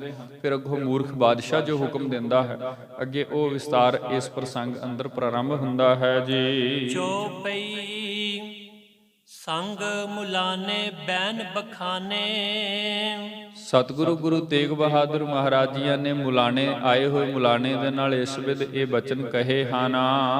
ਕਹਿਓ ਸਾਹੋ ਕੋ ਨਾਹਨ ਮਾਨੇ, ਗੁਰਦੇਵ ਨੇ ਕਹਿ ਦਿੱਤਾ ਸੀ ਵੀ ਅਸੀਂ ਬਾਦਸ਼ਾਹ ਦੀ ਹੋਰ ਕੋਈ ਬਾਤ ਨਹੀਂ ਮੰਨਣੀ ਹੈ ਜੀ। ਲੋਹੋ ਪਿੰਜਰੇ ਮੈਂ ਪੀ ਪਾਇਓ, ਭਾਵੇਂ ਕਿ ਬਾਦਸ਼ਾਹ ਨੇ ਸਾਨੂੰ ਕਸ਼ਟ ਦੇਣ ਦੇ ਲਈ ਇਸ ਲੋਹੇ ਦੇ ਪਿੰਜਰੇ ਦੇ ਅੰਦਰ ਕੈਦ ਕੀਤਾ ਹੈ, ਨਹੀਂ ਤਰਾਸ ਕੁਛ ਮਨ ਮੈਂ ਲਿਆਇਓ। ਲੋਹੇ ਦੇ ਪਿੰਜਰੇ ਵਿੱਚ ਪਾਉਣ ਦੇ ਬਾਵਜੂਦ ਵੀ ਸਾਨੂੰ ਤੁਹਾਡੇ ਬਾਦਸ਼ਾਹ ਦਾ ਕੋਈ ਡਰ ਨਹੀਂ ਹੈ। ਇਸ ਪਿੰਜਰੇ ਦੀ ਸਜ਼ਾ ਭੁਗਤਣ ਦੇ ਬਾਵਜੂਦ ਵੀ ਸਾਡੇ ਅੰਦਰ ਤੁਹਾਡੇ ਇਸ ਹੁਕਮਰਾਨ ਬਾਦਸ਼ਾਹ ਦਾ ਕੋਈ ਭੈ ਨਹੀਂ ਹੈ। ਅਸੀਂ ਇਸ ਪਿੰਜਰੇ ਵਿੱਚ ਵੀ ਅਕਾਲ ਦੀ ਮੌਜ ਅੰਦਰ ਨਿਰਭੈ ਬੈਠੇ ਹਾਂ। ਅਨਕ ਭਾਂਤ ਕੀ ਪਾਏ ਸਜਾਏ, ਇਸ ਤੋਂ ਇਲਾਵਾ ਵੀ ਅਨੇਕਾਂ ਤਰ੍ਹਾਂ ਦੀਆਂ ਸਜ਼ਾਵਾਂ, ਜਿਵੇਂ ਕਿਤਨੇ ਦਿਨ ਭੋਜਨ ਨਾ ਛਕਾਉਣਾ, ਕਠਨ ਪਹਿਰੇ ਲਾਉਣੇ ਆਦਿ ਬਹੁਤ ਸਜ਼ਾਵਾਂ ਜਿਹੜੀਆਂ ਬਾਦਸ਼ਾਹ ਨੇ ਹੁਣ ਤੱਕ ਦਿੱਤੀਆਂ ਹਨ। ਕਰ ਜਬਰੀ ਤੇ ਲਿਹੋ ਮਨਾਏ, ਜ਼ਬਰਦਸਤੀ ਕਰਕੇ ਭਾਵ ਸ੍ਰੀ ਗੁਰੂ ਤੇਗ ਬਹਾਦਰ ਮਹਾਰਾਜ ਜੀ ਕੇ ਪਿੰਡੇ ਤੇ ਤਸ਼ੱਦਦ ਕਰਕੇ ਤੇ ਉਹ ਮਨਾਉਣਾ ਚਾਹੁੰਦਾ ਹੈ ਜੀ। ਸਮਝਾਵੋ ਕਿਮ ਸਮਝੈ ਨਾਹੀ, ਬੜੇ ਯਤਨ ਕੀਤੇ ਹਨ ਕਿ ਜਿੱਥੇ ਮਹਾਰਾਜ ਸੱਚੇ ਪਾਤਸ਼ਾਹ ਜੀ ਕੋ ਸਜ਼ਾ ਦਿੱਤੀ ਜਾ ਰਹੀ ਹੈ, ਕਠਨ ਦੁੱਖ ਦਿੱਤੇ ਜਾ ਰਹੇ ਹਨ, ਨਾਲ ਰੋਜ਼ ਹੀ ਅਹਿਲਕਾਰਾਂ ਵੱਲੋਂ ਇਹ ਸਮਝਾਇਆ ਵੀ ਜਾ ਰਿਹਾ ਹੈ, ਲੇਕਿਨ ਗੁਰੂ ਤੇਗ ਬਹਾਦਰ ਮਹਾਰਾਜ ਜੀ ਇਹ ਬਾਤ ਪ੍ਰਵਾਨ ਨਹੀਂ ਕਰਦੇ। ਤੇ ਨਾਲ ਹੀ ਮਹਾਰਾਜ ਕਹਿੰਦੇ ਨੇ ਅਸੀਂ ਵੀ ਉਸ ਨੂੰ ਰੋਜ਼ਾਨਾ ਉਦਾਂ ਹੀ ਸਮਝਾ ਰਹੇ ਹਾਂ ਜਿੱਦਾਂ ਉਹਦੇ ਅਹਿਲਕਾਰ ਆ ਕਰਕੇ ਸਾਨੂੰ ਰੋਜ਼ ਸਮਝਾਉਂਦੇ ਹਨ। ਆਵਨ ਜਾਨ ਨਿਫਲ ਇਨ ਪਾਹੀ, ਤੇ ਮੌਲਾਣੇ ਆਪਸ ਵਿੱਚ ਫਿਰ ਵਿਚਾਰ ਕਰਦੇ ਹਨ, ਸੋਚਦੇ ਹਨ ਮਹਾਰਾਜ ਜੀ ਕੇ ਬਚਨ ਸੁਣ ਕਰਕੇ ਕਿ ਇਹਨਾਂ ਕੋਲ ਹੁਣ ਰੋਜ਼ ਆ ਕਰਕੇ ਇਹ ਬੇਨਤੀ ਕਰਨੀ ਇਹ ਨਿਸ਼ਫਲ ਹੈ। ਭਾਵ ਇਤਨੀ ਦਫਾ ਇਹਨਾਂ ਨੇ ਆਪਣੇ ਫੈਸਲੇ ਸੁਣਾ ਦਿੱਤੇ, ਅਸੀਂ ਆਪਣੀ ਗੱਲ ਰੱਖ ਦਿੱਤੀ, ਹੁਣ ਇਸ ਤੋਂ ਅੱਗੇ ਕਹਿਣਾ ਜਿਹੜਾ ਹੈ ਉਹ ਕਿਸੇ ਪੱਖ ਤੇ ਸਾਰਥਕ ਨਹੀਂ ਹੋਵੇਗਾ, ਕਿਉਂਕਿ ਮਹਾਰਾਜ ਨੇ ਅੱਜ ਪ੍ਰਾਣ ਹਾਨ ਵਾਲੀ ਬਾਤ ਪ੍ਰਵਾਨ ਕਰ ਲਈ ਹੈ। ਭਨੈ ਮੁਲਾਨਾ ਛੂਟੈ ਨਾ ਕੋਈ, ਤੇ ਫਿਰ ਇਹ ਜਿਹੜਾ ਮੁਲਾਣਾ ਸੀ ਆਪਣੇ ਨਾਲ ਦੇ ਅਹਿਲਕਾਰ ਨਾਲ ਬਾਤ ਕਰਨ ਲੱਗਾ ਵੀ ਹੁਣ ਇਹਨਾਂ ਚੋਂ ਕੋਈ ਵੀ ਨਹੀਂ ਛੁੱਟੇਗਾ, ਕਿਉਂਕਿ ਬਾਦਸ਼ਾਹ ਦਾ ਪਤਾ ਹੈ ਉਹਨੇ ਫਿਰ ਅੱਗੇ ਜੋ ਦੰਡ ਦੇਣਾ ਹੈ। ਇਸ ਕਰਕੇ ਜੇ ਬਾਤ ਗੁਰੂ ਤੇਗ ਬਹਾਦਰ ਮਹਾਰਾਜ ਜੀ ਮੰਨਣ ਲਈ ਤਿਆਰ ਨਹੀਂ ਤੇ ਹੁਣ ਇਹਨਾਂ ਸਾਰਿਆਂ ਨੂੰ ਜੋ ਸਜ਼ਾ ਬਾਦਸ਼ਾਹ ਵੱਲੋਂ ਦਿੱਤੀ ਜਾਏਗੀ ਉਹ ਕਠਨ ਸਜ਼ਾ ਭਾਵ ਮੌਤ ਹੈ ਜੀ। ਲਖਿਅਤ ਪ੍ਰਾਨ ਹਾਨ ਇਨ ਹੋਈ। ਤੇ ਮੌਲਾਨਾ ਨਾਲ ਦੇ ਮੰਤਰੀ ਅਹਿਲਕਾਰ ਨੂੰ ਕਹਿਣ ਲੱਗਾ ਵੀ ਹੁਣ ਸਿੱਧਾ ਸਪਸ਼ਟ ਹੈ ਕਿ ਪ੍ਰਾਣ ਜਾਣਗੇ, ਭਾਵ ਮੌਤ ਦੀ ਸਜ਼ਾ ਜਿਹੜੀ ਹੈ, ਕਤਲ ਦੀ ਸਜ਼ਾ ਬਾਦਸ਼ਾਹ ਨੇ ਕਰਨੀ ਦੇਣੀ ਹੈ ਜੀ। ਉਤ ਹਜਰਤ ਕੋ ਹਠ ਨਾ ਟਰੈ। ਕਿਉਂਕਿ ਉਧਰ ਦੂਸਰੇ ਪਾਸੇ ਜਿਹੜਾ ਸਾਡਾ ਬਾਦਸ਼ਾਹ ਔਰੰਗਜ਼ੇਬ ਹੈ ਉਹ ਵੀ ਬਹੁਤ ਹਠੀ ਹੈ, ਉਹ ਵੀ ਬਾਤ ਨੂੰ ਛੱਡਣ ਵਾਲਾ ਨਹੀਂ ਹੈ। ਇਧਰ ਗੁਰੂ ਤੇਗ ਬਹਾਦਰ ਮਹਾਰਾਜ ਬਖਸ਼ਿਸ਼ ਦੇ ਮਾਲਕ ਹਨ। ਇਤ ਇੱਕ ਸਮ ਹੀ ਹਠ ਕੋ ਤਰੈ। ਤੇ ਜਿਤਨਾ ਹੱਠ ਬਾਦਸ਼ਾਹ ਨੇ ਕੀਤਾ ਹੋਇਆ ਹੈ ਕਿ ਇਸ ਹਿੰਦੁਸਤਾਨ ਵਿੱਚ ਇੱਕ ਮਤ ਬਣਾਉਣਾ ਹੈ, ਸਨਾਤਨੀ ਮਤ ਨੂੰ ਖਤਮ ਕਰਨਾ ਹੈ, ਉਹ ਇਸ ਪਾਸੇ ਉਤਨਾ ਹੀ ਹੱਠ ਸ੍ਰੀ ਗੁਰੂ ਤੇਗ ਬਹਾਦਰ ਮਹਾਰਾਜ ਜੀ ਕੇ ਅੰਦਰ ਹੈ। ਤੇ ਗੁਰੂ ਕੇ ਹੱਠ ਨੂੰ ਤੇ ਅਸੀਂ ਰੋਜ਼ ਹੀ ਸਲਾਮ ਕਰਦੇ ਹਾਂ। ਹੱਠੀ ਜਪੀ ਤਪੀ ਲੈ ਕਰ ਨਾਮ ਲੈ ਕਰਕੇ ਅਰਦਾਸ ਕੀਤੀ ਜਾਂਦੀ ਹੈ। ਸੋ ਉਤਨਾ ਹੀ ਹੱਠ ਗੁਰੂ ਤੇਗ ਬਹਾਦਰ ਮਹਾਰਾਜ ਜੀ ਕਾ ਹੈ ਜਿਤਨਾ ਹੱਠ ਬਾਦਸ਼ਾਹ ਨੇ ਕੀਤਾ ਹੋਇਆ। ਪਰੰਤੂ ਅਸੀਂ ਕਹਿ ਸਕਦੇ ਹਾਂ ਵੀ ਬਾਦਸ਼ਾਹ ਨਾਲੋਂ ਕਿਤੇ ਵੱਡਾ ਹੱਠ ਗੁਰੂ ਤੇਗ ਬਹਾਦਰ ਮਹਾਰਾਜ ਜੀ ਕਾ ਹੈ। ਬਾਦਸ਼ਾਹ ਤੇ ਹਾਰ ਕਰਕੇ ਮੌਤ ਦੀ ਸਜ਼ਾ ਦੇ ਦਿੰਦਾ, ਪਰੰਤੂ ਗੁਰੂ ਤੇਗ ਬਹਾਦਰ ਮਹਾਰਾਜ ਮੁਸਕਰਾਉਂਦੇ ਹੋਏ ਆਪ ਸ਼ਹੀਦ ਹੁੰਦੇ ਹਨ। ਦੋਨੋਂ ਕਹਿ ਗਮਨੇ ਡਿਗ ਸਾਹੂ। ਇਸ ਵਿਧਨਾ ਇਹ ਦੋਨੋਂ, ਇੱਕ ਮੌਲਾਨਾ ਤੇ ਇੱਕ ਉਹਦਾ ਮੰਤਰੀ ਜਿਹੜਾ ਉਮਰਾਵ ਆਇਆ ਹੈ, ਮਹਾਰਾਜ ਜੀ ਕੇ ਸੰਗ ਵਿਚਾਰ ਕਰਕੇ ਸਾਰੀ ਬਾਤ ਵਿਤਿਆ ਆਪਸ ਵਿੱਚ ਕਹਿ ਕਰਕੇ ਤੇ ਫਿਰ ਵਾਪਸ ਬਾਦਸ਼ਾਹ ਪਾਸ ਪਹੁੰਚਦੇ ਹਨ। ਸਕਲ ਪ੍ਰਸੰਗ ਪਣਿਓ ਤਿਸ ਪਾਹੂ। ਫਿਰ ਬਾਦਸ਼ਾਹ ਪਾਸ ਜਾ ਕਰਕੇ, ਔਰੰਗਜ਼ੇਬ ਦੇ ਪਾਸ ਜਾ ਕਰਕੇ ਸਾਰੀ ਵਿਥਿਆ ਸੁਣਾਈ, ਸਾਰੇ ਬਚਨ ਸੁਣਾਏ ਜਿਸ ਵਿਦ ਗੁਰੂ ਤੇਗ ਬਹਾਦਰ ਮਹਾਰਾਜ ਜੀ ਕੇ ਸੰਗ ਅੱਜ ਬਾਤ ਹੋਈ ਹੈ। ਕਯੂ ਨ ਮਾਨੈ ਕੁਛ ਕਹੋ।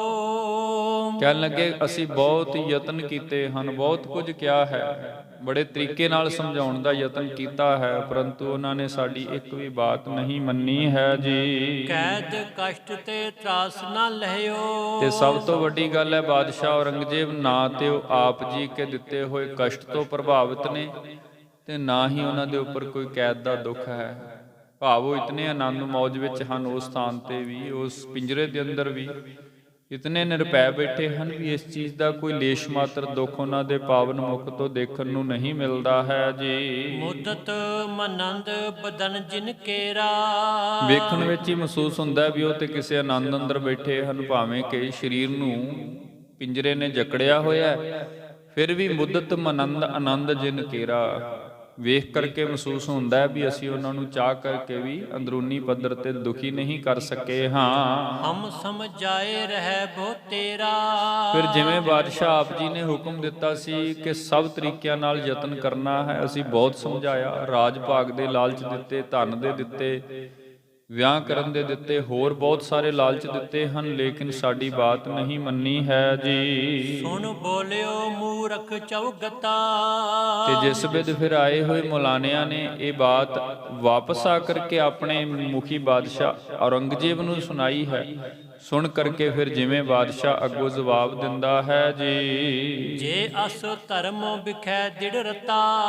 ਕਹਿਣ ਲੱਗਾ ਜੇ ਇਤਨਾ ਹੀ ਆਪਣੇ ਇਸ ਧਰਮ ਨਾਲ ਪਿਆਰ ਕਰਦੇ ਹਨ, ਇਤਨੇ ਹੀ ਦ੍ਰਿੜ ਨਿਸ਼ਚੇ ਨਾਲ ਆਪਣੇ ਧਰਮ ਅੰਦਰ ਟਿਕੇ ਹਨ, ਤੇਗ ਬਹਾਦਰ ਨਾਮ ਤਰਾਇਓ। ਤੇ ਆਪਣਾ ਨਾਮ ਹੀ ਉਹਨਾਂ ਨੇ ਸ੍ਰੀ ਗੁਰੂ ਤੇਗ ਬਹਾਦਰ ਮਹਾਰਾਜ ਧਰਾਇਆ ਹੋਇਆ ਹੈ, ਕਿਉਂਕਿ ਤੇਗ ਬਹਾਦਰ ਨਾਮ ਇਹ ਕੋਈ ਆਮ ਨਾਮ ਨਹੀਂ ਹੈ। ਜਿਵੇਂ ਨਾਮ ਦੇ ਇੱਕ ਆਪਣੀ ਮਹਾਨਤਾ ਹੁੰਦੀ ਹੈ, ਨਾਮ ਦੀ ਇੱਕ ਆਪਣੀ ਬਖਸ਼ਿਸ਼ ਹੁੰਦੀ ਹੈ। ਨਾਮ ਸਾਡੇ ਗੁਣ ਤੋਂ ਪ੍ਰਗਟ ਹੁੰਦਾ ਹੈ। ਪਰਿਪੂਰਨ ਪਰਮਾਤਮਾ ਦੇ ਜਿਤਨੇ ਵੀ ਨਾਮ ਨੇ ਉਹ ਸਾਰੇ ਉਸ ਦੇ ਗੁਣ ਤੋਂ ਨੇ। ਇਸੇ ਤਰ੍ਹਾਂ ਮਨੁੱਖ ਦਾ ਜਿਹੜਾ ਨਾਮ ਹੈ ਇਹਦੇ ਵਿੱਚੋਂ ਵੀ ਉਹਦੇ ਗੁਣ ਪ੍ਰਗਟ ਹੁੰਦੇ ਨੇ। ਤੇਗ ਬਹਾਦਰ ਨਾਮ ਧਰਾਇਓ, ਭਾਵ ਉਹਨਾਂ ਦਾ ਜਿਹੜਾ ਨਾਮ ਹੈ ਉਹ ਤੇਗ ਬਹਾਦਰ ਸੁਣਿਆ ਜਾਂਦਾ ਹੈ। ਕੌਣ ਮਾਇਨਾ ਜਾਂ ਮੈਂ ਪਾਓ। ਤੁਸੀਂ ਕੀ ਇਹਦੇ ਮਾਇਨੇ ਸਮਝਦੇ ਹੋ? ਇਸ ਨਾਮ ਦੇ ਮਾਇਨੇ ਕੀ ਨੇ? ਜੇ ਸਹੀ ਅਰਥਾਂ ਵਿੱਚ ਵੇਖਾਂਗੇ ਨਾ, ਚਲੋ ਅੱਜ ਸਾਡੇ ਸਨਮੁਖ ਵੀ ਕੋਈ ਵਚਨ ਰੱਖੇ ਵੀ ਤੇਗ ਬਹਾਦਰ ਦੇ ਅਰਥ ਕੀ ਨੇ, ਅਸੀਂ ਕਵਾਂਗੇ ਤੇਗ ਦੇ ਧਣੀ, ਜਿਨ੍ਹਾਂ ਕੋਲ ਤੇਗ ਦੀ ਮਹਾਨਤਾ ਹੈ। ਪਰੰਤੂ ਬਹਾਦਰ ਦੇ ਜਿਹੜੇ ਅਰਥ ਨੇ ਨਾ ਉਹ ਕੇਵਲ ਤੇਗ ਤੱਕ ਹੀ ਸੀਮਤ ਨਹੀਂ ਰਹਿ ਜਾਂਦੇ। ਤੇਗ ਤਾਂ ਇੱਕ ਸੂਰਮੇ ਦਾ, ਇਉਂ ਕਹਿ ਲਈਏ ਪ੍ਰਮੁੱਖ ਸ਼ਸਤਰ ਹੈ ਜਿਹਦੇ ਨਾਲ ਉਹਨੇ ਰਣ ਫਤਿਹ ਕਰਨਾ ਹੈ, ਲੇਕਿਨ ਬਹਾਦਰ ਦੇ ਮਾਇਨੇ ਬਹੁਤ ਵੱਡੇ ਨੇ, ਗੁਰਮੁਖੋ ਬਹੁਤ ਵੱਡੇ ਅਰਥ ਨੇ ਇਸ ਬਹਾਦਰ ਸ਼ਬਦ ਦੇ।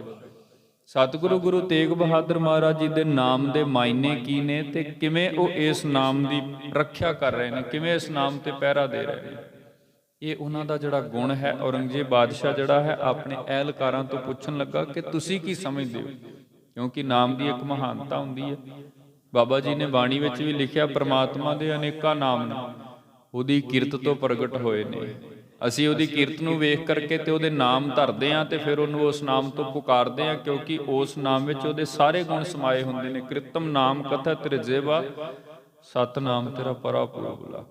ਕਿਰਤਮ ਕਿਰਤ ਵੇਖ ਕਰਕੇ ਜੇ ਪ੍ਰਮਾਤਮਾ ਸਾਨੂੰ ਪਾਲਦਾ, ਅਸੀਂ ਉਹਨੂੰ ਗੋਪਾਲ ਕਹਿੰਦੇ ਹਾਂ ਤੇ ਗੋਪਾਲ ਉਹਦਾ ਸਭ ਤੋਂ ਮਹਾਨ ਗੁਣ ਹੈ, ਗੁਣ ਤੋਂ ਪ੍ਰਗਟ ਹੈ। ਇਸੇ ਤਰ੍ਹਾਂ ਹੀ ਹਰ ਨਾਮ ਦਾ ਇੱਕ ਮਾਇਨਾ ਹੈ। ਜੋ ਨਾਮ ਸਾਨੂੰ ਇਸ ਸੰਸਾਰ ਵਿੱਚ ਮਿਲਿਆ, ਇਹਦੇ ਵੀ ਬਹੁਤ ਗਹਿਰੇ ਮਾਇਨੇ ਨੇ। ਉਹ ਗੱਲ ਵੱਖਰੀ ਹੈ ਵੀ ਅਸੀਂ ਕਦੇ ਇਸ ਗੱਲ ਤੇ ਰਿਸਰਚ ਨਹੀਂ ਕਰਦੇ, ਖੋਜਦੇ ਨਹੀਂ। ਸੋ ਗੁਰੂ ਤੇਗ ਬਹਾਦਰ ਮਹਾਰਾਜ ਜੀ ਦਾ ਜੋ ਨਾਮ ਤੇਗ ਬਹਾਦਰ ਹੈ, ਇਹਦੇ ਮਾਇਨੇ ਕੀ ਨੇ ਤੇ ਇਹਦਾ ਗੁਣ ਕੀ ਨਿਕਲੇਗਾ। ਬਾਦਸ਼ਾਹ ਵੀ ਇੱਥੋਂ ਤੱਕ ਖੋਜ ਕਰ ਰਿਹਾ ਹੈ ਕਿ ਜਿਹੜੇ ਇਤਨੇ ਆਪਣੇ ਨਿਸ਼ਚੇ ਤੇ ਅੜਲ ਬੈਠੇ ਨੇ, ਟਿਕੇ ਹੋਏ ਨੇ, ਤੁਸੀਂ ਅੱਜ ਮੈਨੂੰ ਜਰਾ ਸਾਰੇ ਪੜਚੋਲ ਕਰਕੇ ਦੱਸੋ ਵੀ ਇਹਨਾਂ ਦੇ ਨਾਮ ਦੇ ਮਾਇਨੇ ਕੀ ਹਨ। ਹਿੰਦੁਨ ਕੇ ਗੁਰ ਪੂਜ ਕਹਾਵੋ, ਕਿਉਂਕਿ ਇਹ ਜਿਹੜੇ ਗੁਰੂ ਤੇਗ ਬਹਾਦਰ ਮਹਾਰਾਜ ਸਾਰੇ ਹਿੰਦੂ ਜਗਤ ਦੇ ਇਸ ਵਕਤ ਪੂਜਨੀਕ ਆਗੂ ਹਨ। ਨਾਮੋ ਬਿਅਰਥ ਨਹੀਂ ਰਖਵਾਵੋ, ਤੇ ਜੇ ਇਤਨੇ ਵੱਡੇ ਪੂਜਕ, ਇਤਨੇ ਵੱਡੇ ਮਹਾਨ ਪੁਰਖ ਹਨ, ਫਿਰ ਵਿਅਰਥ ਨਾਮ ਇਹਦਾ ਨਹੀਂ ਰਖਵਾਉਣਗੇ, ਕਿਉਂਕਿ ਜ਼ਰੂਰ ਇਹਦੇ ਵਿੱਚ ਕੋਈ ਬਖਸ਼ਿਸ਼ ਹੈ, ਜ਼ਰੂਰ ਇਹਦੇ ਅੰਦਰ ਕੋਈ ਬਾਤ ਹੈ। ਕਿਉਂਕਿ ਆਉਣ ਵਾਲੇ ਸਮੇਂ ਦੇ ਵਿੱਚ ਇਸ ਨਾਮ ਨੇ ਹੀ ਐਸੀ ਕਲਾ ਵਰਤਾਉਣੀ ਹੈ ਵੀ ਸਮੁੱਚੇ ਸੰਸਾਰ ਦਾ ਧਰਮ ਸਲਾਮਤ ਰਹਿ ਜਾਣਾ। ਸੋ ਬਾਦਸ਼ਾਹ ਪੁੱਛਣ ਲੱਗਾ ਵੀ ਜਰਾ ਅੱਜ ਇਹਨਾਂ ਦੇ ਨਾਮ ਦੇ ਮਾਇਨੇ ਸਾਡੇ ਸਨਮੁਖ ਸਪਸ਼ਟ ਕਰੋ, ਦੱਸੋ। ਫਿਰ ਉਸ ਤੋਂ ਅੱਗੇ ਕੀ ਕੁਝ ਹੁੰਦਾ ਹੈ ਉਹ ਫੈਸਲਾ ਹੁਣ ਅੱਗੇ ਬਾਦਸ਼ਾਹ ਨੇ ਸੁਣਾਉਣਾ ਹੈ। ਜਿਵੇਂ ਬਾਦਸ਼ਾਹ ਫੈਸਲਾ ਸੁਣਾ ਰਿਹਾ, ਜਿਵੇਂ ਕਾਜੀ ਮੁਲਾਣੇ ਸਾਰੇ ਰਲ ਕੇ ਗੁਰੂ ਤੇਗ ਬਹਾਦਰ ਮਹਾਰਾਜ ਜੀ ਦੇ ਨਾਮ ਦੇ ਅਰਥ ਕਰਦੇ ਨੇ, ਸੋ ਉਹ ਸਾਰੀ ਵਿਚਾਰ ਯਤਨ ਕਰਾਂਗੇ ਅਗਲੇ ਪ੍ਰਸੰਗ ਵਿੱਚ, ਅਗਲੇਰੇ ਦੀਵਾਨਾਂ ਵਿੱਚ ਆਪ ਸੰਗਤਾਂ ਦੇ ਨਾਲ ਵਿਸਤਾਰ ਸਹਿਤ ਸਾਂਝੀ ਕਰਨ ਦਾ। ਜੀ ਅੱਜ ਇੱਥੇ ਹੀ ਸਮਾਪਤੀ ਹੈ। ਵਿਚਾਰਾਂ ਨੂੰ ਵਿਸ਼ਰਾਮ ਦਿੰਦੇ ਹਾਂ ਕਿਉਂਕਿ ਸਮੇਂ ਹੋ ਚੁੱਕੇ ਨੇ। ਹੁਣ ਆਪਾਂ ਗੁਰਬਾਣੀ ਦੇ ਕੀਰਤਨ ਸਰਵਣ ਕਰਨੇ ਨੇ।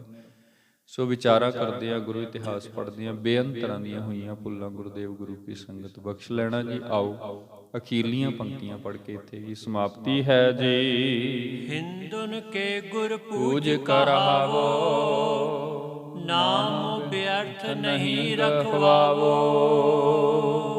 ਵਾਹਿਗੁਰੂ ਜੀ ਕਾ ਖਾਲਸਾ, ਵਾਹਿਗੁਰੂ ਜੀ ਕੀ ਫਤਿਹ।